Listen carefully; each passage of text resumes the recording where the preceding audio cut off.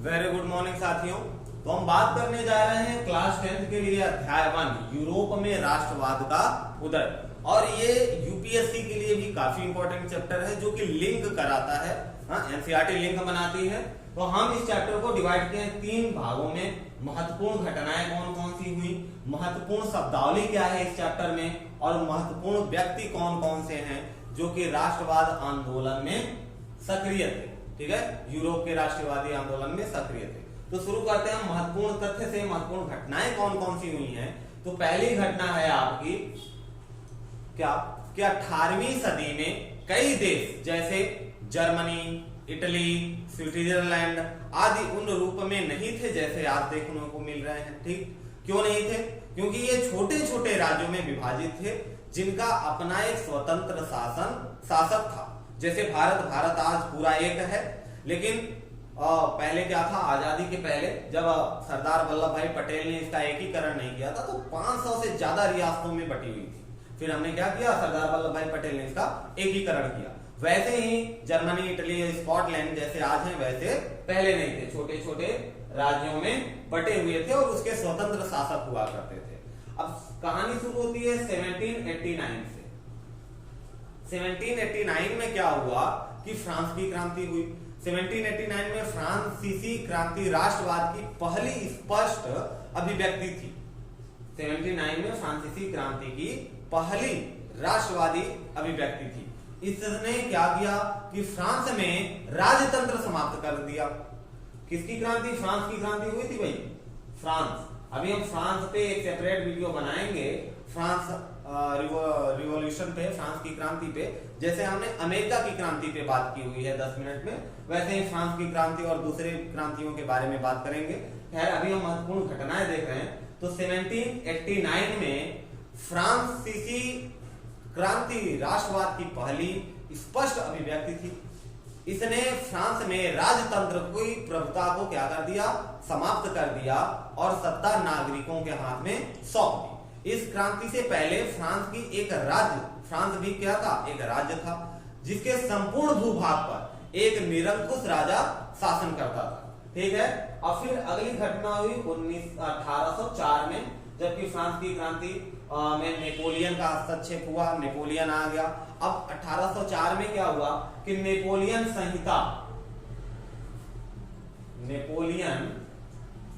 संहिता या इसी को नेपोलियन कोड भी बोला जाता है, जो कानून की किताब है। ठीक है, नेपोलियन संहिता या नेपोलियन कोड, तो 1804 में इसे लागू किया गया। इसने जन्म पर आधारित विशेषाधिकारों को समाप्त कर दिया।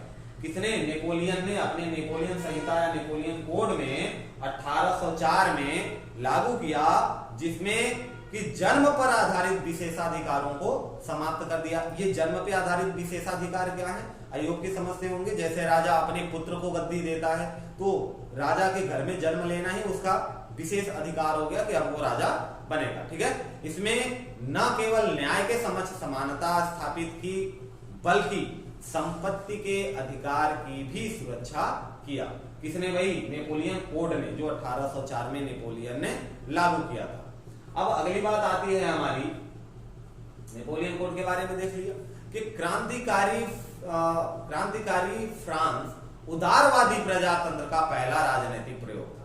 ठीक है, फ्रांसीसी क्रांति या क्रांतिकारी फ्रांस उदारवादी प्रजातंत्र का पहला राजनीतिक प्रयोग था।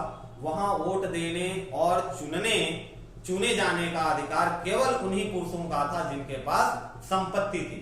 ठीक, और संपत्ति विहीन पुरुषों और औरतों को राजनीतिक अधिकारों से वंचित कर दिया गया था, केवल थोड़े ही समय के लिए।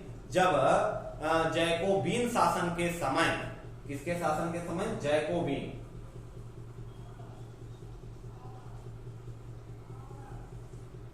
जैकोबीन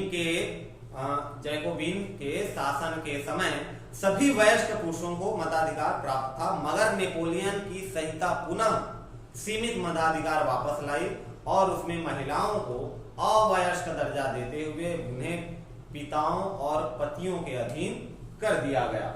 अच्छा भाई, जैकोबीन नेपोलियन के पहले आए थे। इनके टाइम पीरियड में कुछ समय के लिए सबको वोट देने का अधिकार प्राप्त हो गया था, लेकिन नेपोलियन कोड जब अप्लाई हुआ तो उसमें औरतों को अयोग्य बता दिया गया, या ये कह सकते हैं कि उनको पतियों और पिताओं के अधीन बता दिया गया कि ये वोट देने के काबिल नहीं।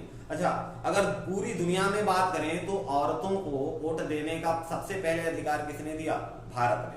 अब किस तरीके से भारत ने, भाई 1700-1800 में से ही औरतें वोट कर रही है, लेकिन भारत में आजादी के तुरंत बाद मिल गया। बाकी आजादी के तुरंत बाद कहीं पे भी किसी भी देश में औरतों को पूर्ण मतदान करने का अधिकार नहीं मिला था। ठीक है, और आगे क्या है कि वियना कांग्रेस, अगली बात आएगी। हम महत्वपूर्ण घटनाओं की बात कर रहे हैं तो वियना कांग्रेस, देखिए कांग्रेस पार्टी दुनिया की सबसे पुरानी पार्टी है।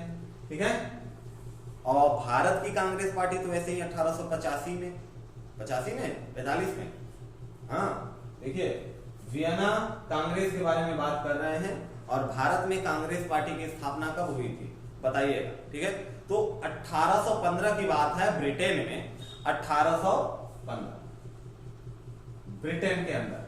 ठीक, 1815 में ब्रिटेन, प्रसा, रूस, ऑस्ट्रिया जैसी यूरोपीय शक्तियों जिन्होंने मिलकर नेपोलियन को हराया था। ठीक है, नेपोलियन की जब बायोग्राफी पढ़ेंगे तो उसमें ये बात आएगी कि फ्रांस के चारों तरफ जो दूसरी कंट्रियां थे जिनमें मोनार्की चल रही थी, राजशाही व्यवस्था चल रही थी, वो नहीं चाहते थे कि नेपोलियन जनता का शासन ले आए, गणराज्य बनाए, प्रजातंत्र ले आए। हाँ, हालांकि नेपोलियन बाद में तो हिटलर शाही शासन करने लगा था, हाँ, जिसे भेज दिया गया सेंट हेलेना द्वीप पे। 1915 में वियना समझौता के तहत हार भी गया था। हाँ, वियना समझौता में ही वियना कांग्रेस 1815 में नेपोलियन हार गया था। किससे किससे हारा था भाई? संयुक्त रूप से युद्ध किए जा रहे थे, नेपोलियन अकेला था और ब्रिटेन, प्रसा, रूस, ऑस्ट्रिया सब एक साथ मिल गए थे और इसको हरा दिया था नेपोलियन को। ठीक है, और इसमें क्या हुआ कि ये वियना, प्रसा, यूरोप, ऑस्ट्रिया, रूस और यूरोपीय शक्तियों के प्रतिनिधि यूरोप के लिए एक समझौता तैयार करने के लिए वियना में इकट्ठे हुए, जिसकी अध्यक्षता ऑस्ट्रिया के चांसलर ड्यूक मैटरनिक, ये नाम याद रखना है, ड्यूक मैटरनिक। ड्यूक मैटरनिक ने क्या किया था? ये ऑस्ट्रेलिया का चांसलर था और इसी ने अध्यक्षता की थी, अगुवाई की थी किसकी? वियना समझौता की, जो 1815 में हुआ था।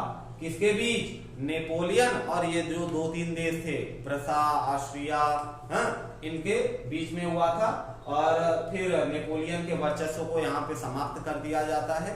ठीक है, उसकी कहानी हम देखेंगे नेपोलियन के बायोग्राफी में। वर्साय में जब एक समारोह में प्रसा के राजा विलियम प्रथम को जनवरी 1871 में फ्रांस का सम्राट घोषित किया। ठीक है, वर्साय में क्या हुआ? वियना और वर्साय दो जगह आपको याद रखनी है। अब वर्साय में क्या होता है भाई देखते हैं। तो वर्साय में एक समारोह आयोजित किया गया, कब? जनवरी 1871 में, 1871 में जर्मनी का सम्राट घोषित कर दिया गया। किसे? राजा विलियम प्रथम। ठीक है, और 1861 में क्या हुआ भाई? तो 1861 में इमैनुएल द्वितीय की एकीकृत इटली का राजा घोषित किया गया। किसको? इमैनुअल। ठीक है, इमैनुअल द्वितीय भी लगाओ, इमैनुअल सेकंड को कहां का? इटली को एकीकृत करके उसका राजा घोषित कर दिया गया। और महत्वपूर्ण घटनाएं और क्या हुई थी? तो राष्ट्रवादी संघर्षों में महिलाओं की भूमिका यहाँ पर देखने को मिलती है। तो जिसका अगर हम विश्लेषण करें तो बात पता चलेगी कि राष्ट्रवादी आंदोलन में सभी यूरोपीय राज्यों जैसे फ्रांस, इटली, इनकी औरतों ने सक्रिय योगदान दिया। महिलाओं ने अपने समाचार पत्र शुरू किए, ठीक, अनेक स्वतंत्र राजनीतिक संगठन बनाए और प्रदर्शनों में भाग लिया।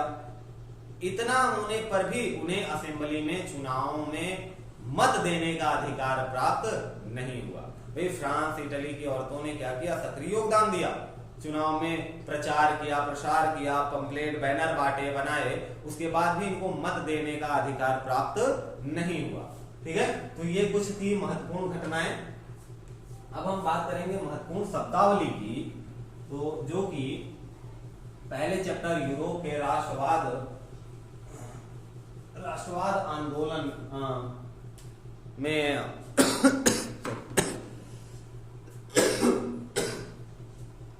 राष्ट्रवाद आंदोलन में कुछ महत्वपूर्ण शब्दावलियां आई हैं, जैसे कि कुलीन वर्ग। कुलीन वर्ग, तो कुलीन वर्ग किन वर्ग को कहते हैं भाई? कुलीन वर्ग धनी वर्ग को, जिनके पास पैसे हों, ये जमीन के मालिक, वे यूरोपीय महाद्वीप के सबसे शक्तिशाली वर्ग थे। कुलीन वर्ग जमीनों के मालिक थे और यूरोपीय महाद्वीप के सबसे शक्तिशाली वर्गों में से थे। अब बात करेंगे निरंकुशवाद की, तो निरंकुशवाद, भाई निरंकुशवाद से क्या समझ में आ रहा है कि निरंकुशता यानी कोई अंकुश नहीं है, एक ऐसी सरकार या शासन व्यवस्था जिसकी सत्ता पर किसी प्रकार का कोई अंकुश नहीं होता। ठीक है, निरंकुशवाद है। इसी के साथ आता है आपका टर्म उदारवाद। ठीक है, कौन सा टर्म? उदारवाद। उदारवाद क्या है भाई? तो यह शब्द लातिनी भाषा के मूल शब्द, किस भाषा के? लातिनी भाषा के मूल शब्द पर आधारित है, जिसका अर्थ है स्वतंत्रता। उदारवाद का अर्थ क्या है? स्वतंत्रता। नए मध्य वर्ग के लिए उदारवाद का अभिप्राय था व्यक्ति के लिए आजादी व कानून की समक्ष समानता। क्लियर है बात? उदारवादी इसके लिए मध्य वर्ग के व्यक्तियों के लिए या मध्य वर्ग के लोगों के लिए था कि उनको एक समान अधिकार मिलेगा, ऊंच नीच का कहीं भेद नहीं रहेगा। ठीक है, इसी के साथ लगे हाथ देख लेते हैं जनमत। अब ये जनमत संग्रह क्या होता है भाई? तो जनता द्वारा दिया गया मत, एक प्रत्यक्ष मतदान जिसके द्वारा एक क्षेत्र की सारी जनता से किसी प्रस्ताव को स्वीकार या अस्वीकार करने के लिए पूछा जाता है। ठीक है, उसे हम जनमत कहते हैं। ठीक, कि कोई भी प्रस्ताव आया तो उसको पास किया जाए या नहीं किया जाए, जनता का राय परामर्श लिया जाता है। आजकल ये सीरियल में या कोई टीवी शो चलता है तो इसमें भी ये प्रचलन काफी जोरों पर है कि आप एसएमएस करके, मिस कॉल करके अपनी राय दे सकते हैं, कुछ इसी प्रकार का। और जैसा कि चुनाव होता है, चुनाव में भी यही काम होता है। ठीक है, अब जनमत के बाद हमारा अगला टर्म आता है रूढ़िवाद। तो रूढ़िवाद क्या है भाई? जैसे नाम से प्रतीत हो रहा है कि राजनीतिक दर्शन जो परंपरा स्थापित संस्थानों, पौराणिक परंपराओं और रिवाजों पर बल देता है, जो पुराने पर बल देता है, वही नए को भी फॉलो कर रहा है। यानी अपने उन परंपराओं में कोई परिवर्तन नहीं लाया, जैसे पुराने में चल रहा था वही परंपरा आज भी चल रही है। ठीक है, अब इसी के साथ हम देखेंगे रूढ़िवाद के साथ यूटोपिया। यूटोपिया, अब ये यूटोपिया क्या है? तो यूटोपिया का मतलब होता है कल्पना दर्श। क्या होता है? कल्पना दर्श। कल्पना दर्श क्या? एक ऐसे समाज की कल्पना जो इतना आदर्श है कि अपना उसका साकार होना लगभग असंभव। ठीक है, यूरोपिया का मतलब क्या? यूरोपिया का मतलब क्या हुआ? यूटोपिया का कि एक ऐसी समाज की आप कल्पना कर रहे हैं जिसका होना असंभव है। इसको ऐसे सरल भाषा में समझ सकते हैं कि अगर पूरे भारत के लिए एक कानून बना दिया जाए तो लगभग असंभव है। हालांकि बात तो चल रही है, असंभव क्यों है?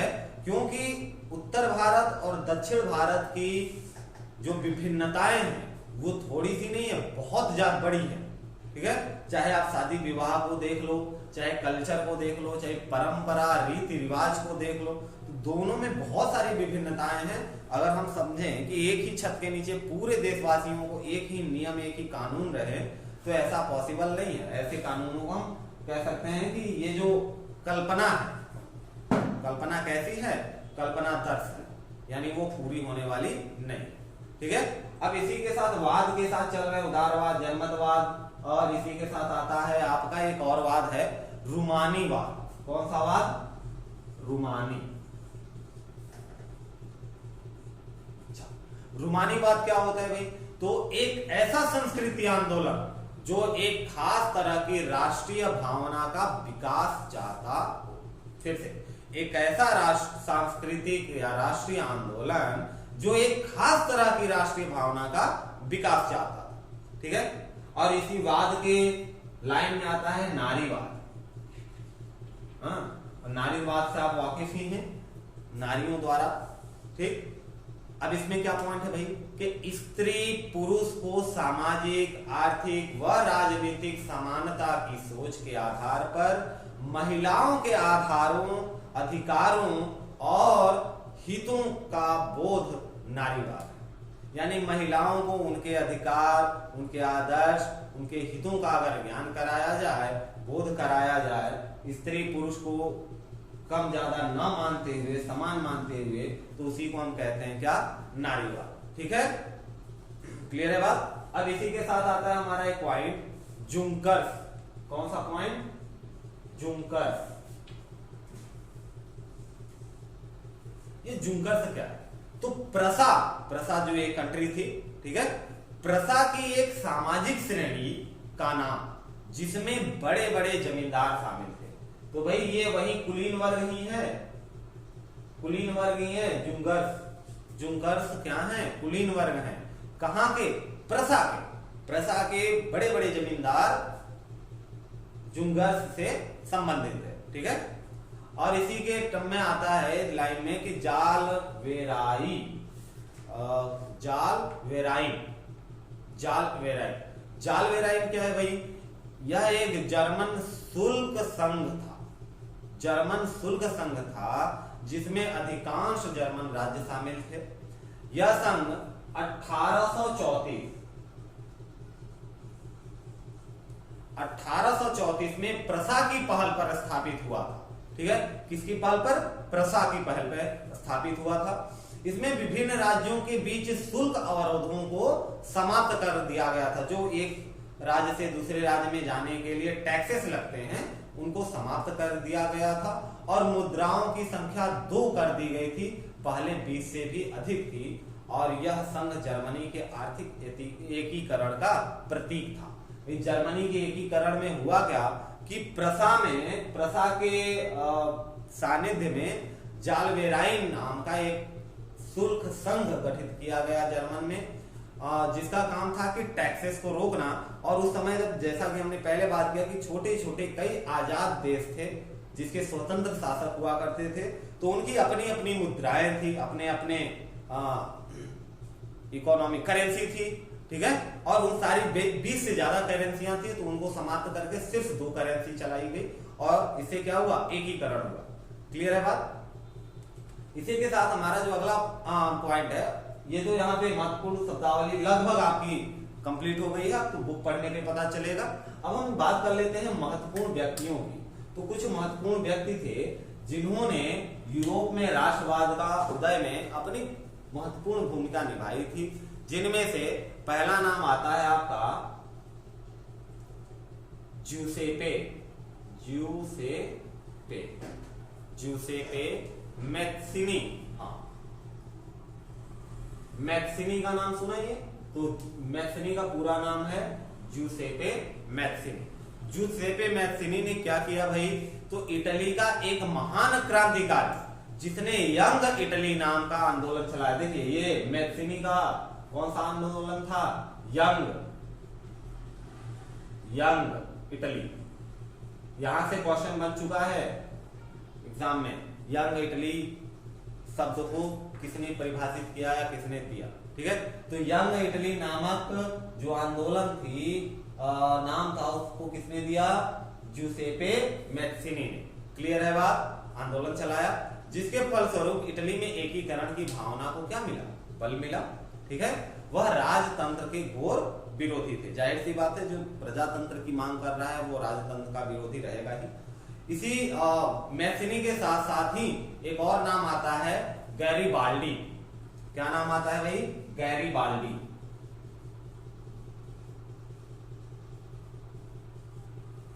अब ये गैरीबाल्डी कौन थे? तो इटली का एक महान क्रांतिकारी जो मैत्सिनी का सहयोगी व समकालीन था। मैत्सिनी के सहयोगी भी थे और उन्हीं के समय के थे। ठीक है, उन्होंने लाल कुर्ती नामक सेना की स्थापना की।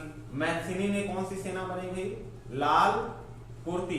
देखिए एक और सेना है लाल सेना, और ये लाल कुर्ती सेना है। लाल सेना आपकी कहां बनी थी? किसने बनाया था? लेनिन।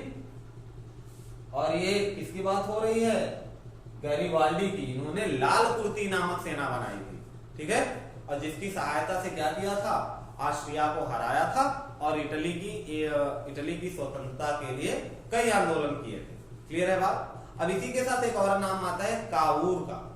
कावूर का नाम आता है।